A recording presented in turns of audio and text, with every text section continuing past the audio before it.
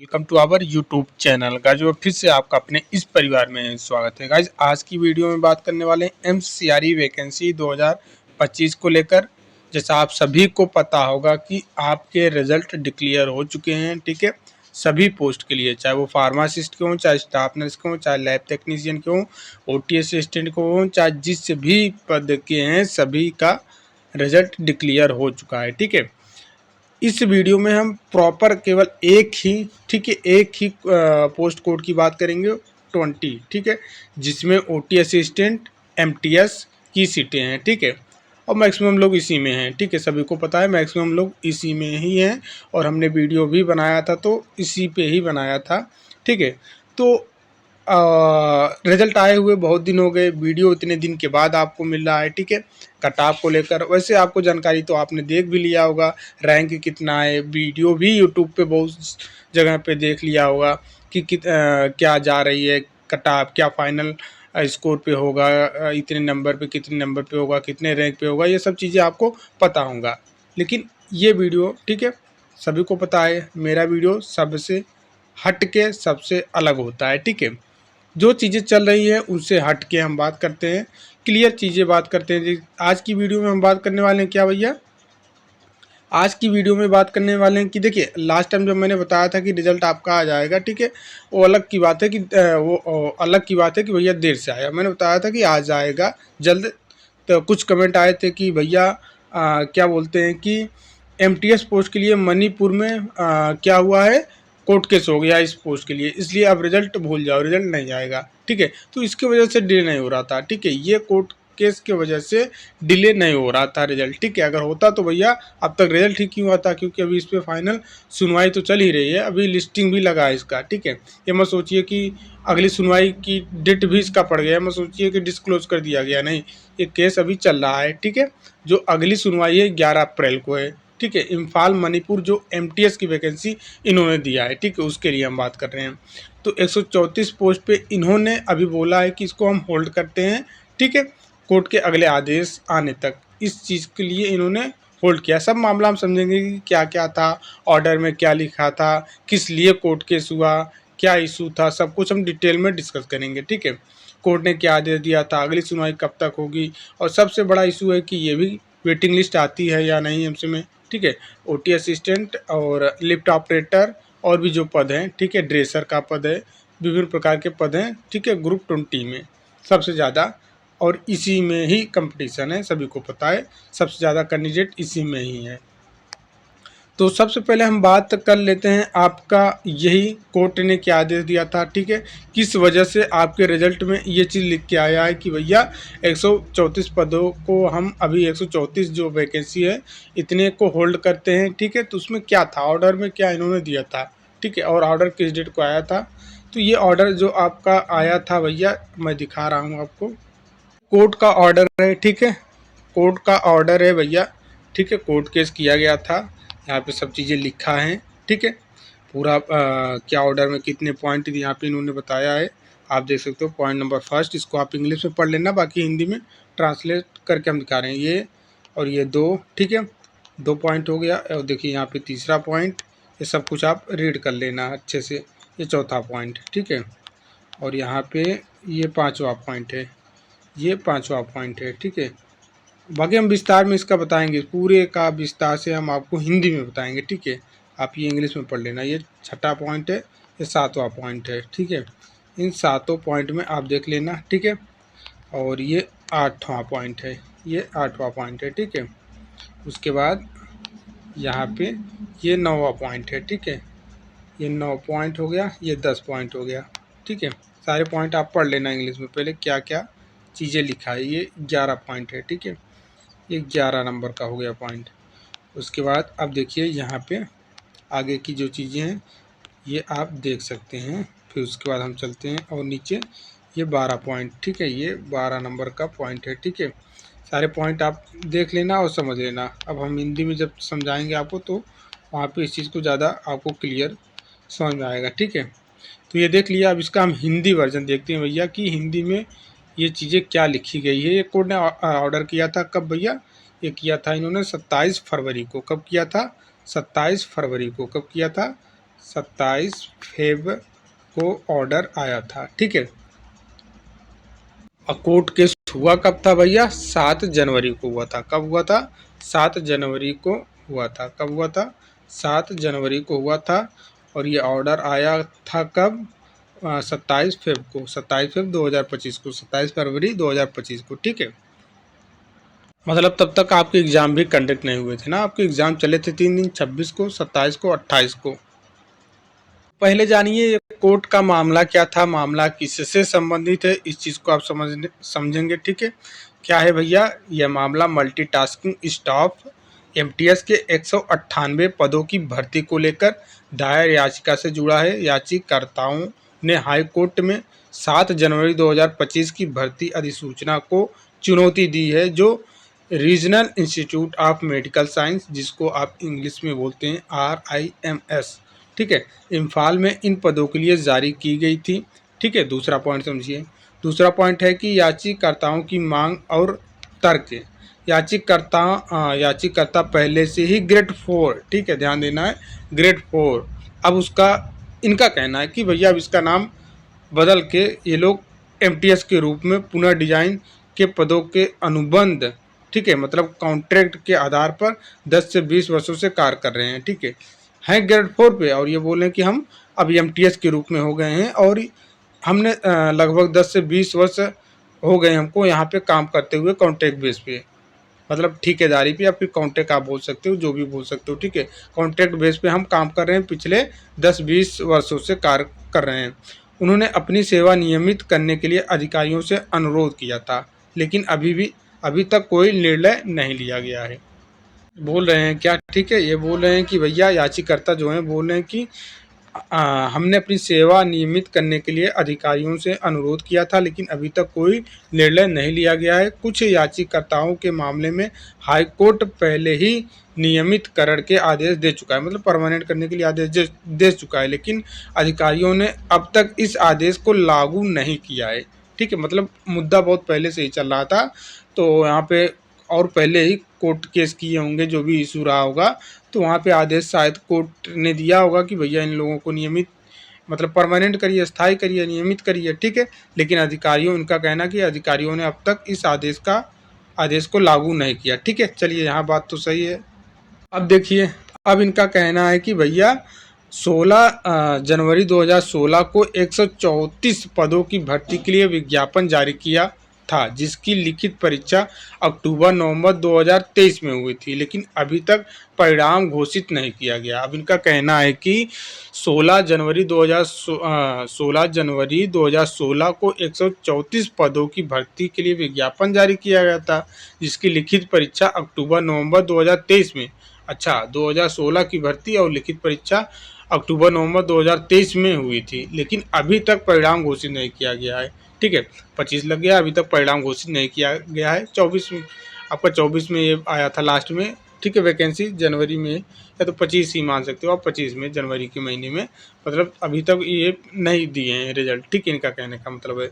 अब सरकार की ओर से दलीलें क्या है भैया? सरकार की ओर से दलीलें ये है कि जो सरकार के वकील थे, मतलब आयोग के जो थे, एम्स के जो भी होंगे, इनका कहना है कि हाई कोर्ट ने परीक्षा परिणाम घोषित करने पर रोक लगा रखी है। मतलब जिस आप परीक्षा की ये बात कर रहे हो कि 16 जनवरी 2016 को हम 134 पदों की भर्ती के लिए विज्ञापन जारी किया था, और इसका एग्ज़ाम भी हमने कंडक्ट करवा लिया अक्टूबर-नवंबर 2023 में, और आप बोले कि हमने रिजल्ट नहीं दिया है। हमने रिजल्ट इसलिए नहीं दिया है क्योंकि परिणाम घोषित करने पर रोक लगा रखी है, कौन? ठीक है, हाई कोर्ट ने, इसलिए इसे घोषित नहीं किया जा सका, इसलिए इसे घोषित नहीं किया जा सका, इनका कहना है, ठीक है। सरकार के जो आयोग के वकील होंगे, ठीक है, उनका कहना है। अब सरकार चाहती है कि कोर्ट 134 पदों से जुड़े मामलों को अलग से सुने। सरकार का कहना है कि भैया 134 पदों से जुड़े मामलों को अलग से सुने और इस 198 पदों की नई भर्ती प्रक्रिया जारी रखे।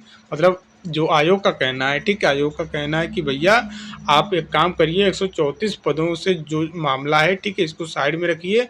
अभी 198 पदों की जो नई भर्ती हमने निकाला है, जारी किया है, ठीक है, ये कंटिन्यू चलने दीजिए, ठीक है, इसको होने दीजिए पूर्ण तरीके से, ठीक है। लेकिन देखिए कोर्ट का क्या आदेश आता है भैया। अब आगे कोर्ट ने क्या यहाँ पे निर्णय लिया, ठीक है। अब कोर्ट का अंतरिम निर्णय, अब यहाँ पे कोर्ट क्या बोलता है, कोर्ट ने क्या आदेश दिया कि भैया 198 पदों की भर्ती प्रक्रिया पर रोक लगा दी, ठीक है, रोक लगा दे रहे हैं। और केवल, ठीक है, 134 पदों पर, मतलब ये जो 134 और ये 64 198 होता है, तो इसमें से 134 198 में से 134 माइनस करेंगे, 64 पद बचेंगे। 64 पदों पर भर्ती जारी रहेगी, लेकिन 134 पदों की भर्ती अब तक नहीं होगी जब तक कोर्ट, ठीक है, जब तक कोर्ट अपना आदेश न दे, मतलब अनुमति न दे, ठीक है, आज्ञा अनुमति न दे, ठीक है। मतलब जब तक कोर्ट अनुमति नहीं देगी तब तक भैया 134 पदों की भर्ती नहीं होगी, इसको होल्ड करके रखेंगे जो आपके नोटिफिकेशन में आया हुआ है। अब भैया कोर्ट की तरफ से ये आर्डर जारी हो गया, ठीक है। अब क्या यहाँ पे आयोग, इसमें आयोग क्या करेगा भैया, बस आयोग को अब क्या करना है, ठीक है। तो भैया आयोग को अधिकार दिया गया है, किसका अधिकार भैया, ये देखिए यहाँ पे, ठीक है, एम्स को यह अधिकार दिया गया है, ठीक है, कि वह इस आदेश में संशोधन के लिए कोर्ट में अपील कर सकता है, ठीक है, कोर्ट में अपील कर सकता है। अगली सुनवाई 4 अप्रैल 2025 को होगी, ठीक है, 4 अप्रैल को 2025 को होगी।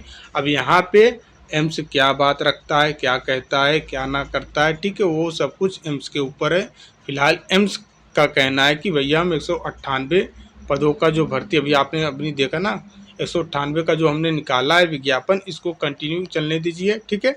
बाकी जो 134 का मामला है उसको हम अलग से देख लेंगे, अलग से चीज़ें रखेंगे, ठीक है।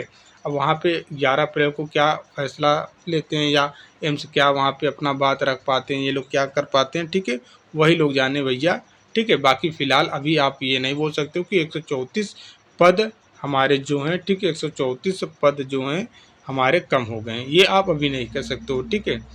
ये कहना अभी आप नहीं कर सकते हो, क्योंकि अभी अगली सुनवाई 11 अप्रैल 2025 को है, ठीक है। मेन निष्कर्ष यहाँ पे क्या निकलता है भैया, मेन निष्कर्ष निकलता है कि 134 पुराने पदों पर भर्ती अभी रुकी रहेगी, ठीक है। 64 पदों पर भर्ती प्रक्रिया आगे बढ़ सकती है। 198 आपने निकाला है, ठीक है, 198 निकाला है, लेकिन इनमें से 134 पे अभी आप ज्वाइनिंग वगैरह कुछ नहीं देंगे, ठीक है, कोर्ट के आदेश तक। हाँ, 11 अप्रैल तक, मतलब 11 अप्रैल तक तो बिल्कुल नहीं देंगे, ठीक है, 11 अप्रैल तक तो बिल्कुल नहीं देंगे। 11 अप्रैल से अगर आपको ज्वाइनिंग देना है तो इसको माइनस करके 64 पद जो बच रहे हैं इस पर दे सकते हो, बाकी ये अभी नहीं दे सकते हो, ठीक है। फिलहाल जो आपकी मेरिट भी बनेगी, जो आप बोल रहे हो कि पोस्ट प्रेफरेंस भरने के बाद कब मेरिट बन जाएगी, तो ये मान के चलो 11 तारीख से पहले मेरिट नहीं बनेगी, 11 अप्रैल के बाद ही बनेगी, ठीक है, ये सुनवाई होने के बाद ही बनेगा, ये बात आप क्लियर बांध लीजिए, ठीक है। नहीं तो फिर आप इंतज़ार करते रहो, पोस्ट प्रेफरेंस भर लीजिए, फिर इंतज़ार करते रहिए यार कब मेरिट आएगी, कब मेरिट आएगी, ठीक है, कब मेरिट लगेगी, तो 11 अप्रैल तक तो नहीं लगेगी, ठीक है, क्योंकि सुनवाई बाकी है 11 अप्रैल को, ठीक। तो क्योंकि अब भैया 64 पदों पे कैसे करेगा एम्स, कुछ तो कर भी नहीं पाएगा वहाँ पे, ठीक है। या तो एम्स को जल्दी जल्दी फैसला लेना होगा, या तो यहाँ पे अपनी बात भी रखेगा ना, एम्स नोटिफिकेशन जारी करेगा कि भैया ऐसा है, हम 198 पदों के लिए ये प्रक्रिया जारी रखते हैं, बाकी जो 134 पद है पुरानी वाली भर्ती, ठीक है, जिस पे कोर्ट केस हुआ है उनका कहना, तो हम ये 134 पद अलग से उन लोगों के लिए देंगे, ठीक है। ये कर पाता है तो बहुत अच्छी बात है। अब देखिए आगे पॉइंट में देखिए निष्कर्ष में यही कि एम्स चाहे तो आदेश में बदलाव के लिए कोर्ट जा सकता है, ठीक है, बिल्कुल जाएगा कोर्ट। और यहाँ यह मामला अनुबंधित कर्मचारियों के नियमितकरण और नई भर्ती प्रक्रिया के टकराव से जुड़ा है, जिससे हाईकोर्ट ने आंशिक रूप से रोक दिया है, ठीक है। अब इस ऑर्डर से क्या निष्कर्ष निकलता है भैया, इस ऑर्डर से क्या निष्कर्ष निकल सकता है, तो यहाँ आप देख सकते हो ये वाला पॉइंट, ठीक है।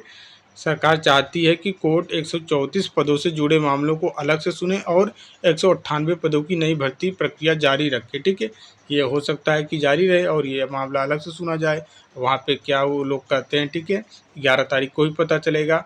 बाकी यहाँ पे जो मामला था आपने समझ लिया, बाकी जैसे ही 11 अप्रैल को आता है, ठीक है, जो भी सुनवाई होता है वो भी जो भी ऑर्डर पारित होता है वो भी हम आपको दिखाएंगे, ठीक है, उसकी चिंता करने की ज़रूरत नहीं है, ठीक है। फिलहाल अभी क्या हुआ, अभी हम बात करेंगे आपकी वेटिंग लिस्ट आती है या नहीं, ठीक है। कटाव के लिए बाद में बात करेंगे कि फाइनल कटाव क्या रहेगी क्या नहीं रहेगी, ठीक है। फाइनल कटाव वैसे भी डिसाइड नहीं कर सकते हम ना आप, ठीक है, क्योंकि भैया इन्होंने रैंक ही पूरा मतलब बना दिया है एक ही चीज़ का, तो कैसे डिसाइड आप कर पाओगे, ठीक है। किसी का पर्टिकुलर रैंक तो बनाया नहीं है, ऑल ओवर सभी का बना दिया है एक ही साथ में सभी पोस्ट का। तो रैंक जब ऐसे बना दिया तो आप कैसे डिसाइड कर पाओगे कि ओटी का बंदा कितना है हमसे ऊपर, या फिर लिफ्ट ऑपरेटर का बंदा कितना है हमसे ऊपर, ड्रेसर का बंदा कितना है हमसे ऊपर? ये तो आप नहीं कर पाओगे ना। ये तो उन्हीं को पता होगा जो वहाँ पे टॉपर जो टॉपर रैंकर होंगे, जो अच्छे नंबर लाएंगे, वो खुद ही जाने कि हमारा कौन सा पोस्ट है या क्या सा नहीं। बाकी आप कमेंट कर सकते हो, जो कमेंट करना ठीक है। आप जो अपने रैंक मेंशन करना तो अपना पोस्ट भी डाल देना कि मैं ओटी का हूँ, मैं लिफ्ट ऑपरेटर का हूँ, मैं ये हूँ, ठीक है। बाकी पोल भी चाहते तो कई लोग पोल भी करवा के ये चीज़ निकाल सकते थे, ठीक है, लेकिन कोई मेहनत करना चाहता नहीं है, ठीक है। अभी एसएससी या रेलवे का होता है तो 2 मिनट में पता चल जाता है कि कौन बंदा कितने नंबर पाया है, कितने रैंक का किस पोस्ट के लिए अप्लाई किया था, सब कुछ निकल जाता है 2 मिनट के अंदर, ठीक है। लेकिन यहाँ पे कौन मेहनत करने वाला है भैया? आपके डिपार्टमेंट में इतना कोई है नहीं टीचर की मेहनत करे, ठीक है। तो वेटिंग लिस्ट का मामला हम देखते हैं, बात आती है कि नहीं। तो भैया ये हर एक एम्स को अपना अपना रूल है, कोई निकालता है कोई नहीं निकालता है। पिछले सीआरई में कुछ एम्स ने दिया था, कुछ ने नहीं दिया था, ठीक है। तो इस बार भी हो सकता है कुछ एम्स देगा, वेटिंग क्लियर करेगा, कुछ नहीं करेगा, ठीक है। ये उन लोगों के ऊपर निर्भर है, ठीक है। अब भैया आप बोलोगे कि सर मुझे ये बता दीजिए कट ऑफ के लिए, तो भैया आप कट ऑफ खुद मैं आइडिया एक बता दे रहा हूँ, ठीक है। आप एक काम करना, आप अपना रैंक देखना, ठीक है। आप खुद इस चीज़ को पता लगा सकते हो कि हमसे ऊपर कितने हमारे कैटेगरी के बंदे हैं, यूआर के कितने हैं। फिलहाल मैं एक ही चीज़ का भी निकाला हूँ, एक रैंक नंबर फर्स्ट से लेकर रैंक नंबर इतने 563 तक, ठीक है। अगर इतने रैंक के बीच में आप हैं तो आप अपने हिसाब से आइडिया लगा लेना, ठीक है। इतने से इतने तक मैंने निकाला है कि यूआर के 240 कैंडिडेट हैं, ठीक है। रैंक नंबर फर्स्ट से लेकर 563 तक यूआर के ही कैंडिडेट हो गए। 563 में से 240 यूआर के हैं, ठीक है, और ओबीसी के 199 हैं, ठीक है, और एससी के 65 हैं, एसटी के 7 हैं, ईडब्ल्यूएस के 52 हैं, ठीक है। केवल रैंक नंबर 1 से लेके 563 के बीच में, ठीक है। अब देखिए भैया, अब आगे का हम क्या ही बताएं, ठीक है। 700 वालों का क्या बताएं, 600 वालों का क्या बताएं, ठीक है, या फिर 1000 वालों का क्या बताएं। जब इतने पे ही ये सब चीज़ निकल के आ गया कि यूआर का 240 बंदा है, ठीक है, ओबीसी का इतना है, एससी का इतना है, ठीक है, एसटी का इतना है। तो अब आगे का क्या है? अब इसी के आधार पे आप अपना आइडिया लगा लो कि आपकी किस जो पद है, ठीक है, आप जिस पोस्ट के लिए जा रहे हो, जैसे आप हॉस्पिटल अटेंडेंट के लिए जा रहे हो या फिर ओटी असिस्टेंट के लिए जा रहे हो, तो आप देख लेना उसमें आपके कैटेगरी में कितनी भर्ती है, उस हिसाब से आप आइडिया लगा लेना, ठीक है। थोड़ा बहुत आइडिया आपको लग जाएगा, ठीक है। थोड़ा बहुत एमटीएस के लिए जा रहे हो तो एमटीएस में भैया कितनी भर्ती है आपके कैटेगरी में, और यहाँ पे रैंक आपकी कितनी बन रही है, ठीक है। उस हिसाब से आप लगा सकते हो कि कितनी कट चलेगी फाइनल, ठीक है।